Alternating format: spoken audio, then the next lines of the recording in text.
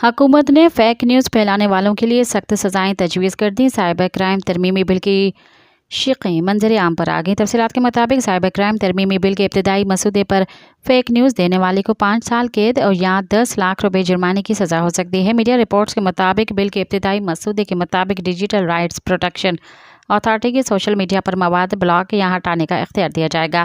یہ قانون نافذ کرنے والے اداروں کے خلاف مواد ہٹانے کے احکامات جاری کر سکتی ہے۔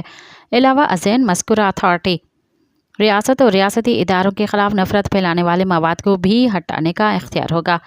اتھارٹی میں ایک چیئرمین اور 6 اراکین شامل ہوں گے۔ اتھارٹی کے فیصلوں کے خلاف ٹربیونل میں اپیل کی جا سکتی۔ مزید خبرن ऐं तफ़सीलात लाइ विज़िट कयो असांजी वेबसाइट www.awamiNewsHD.com ऐं ॾिसंदा रहो अवामी न्यूज़ HD।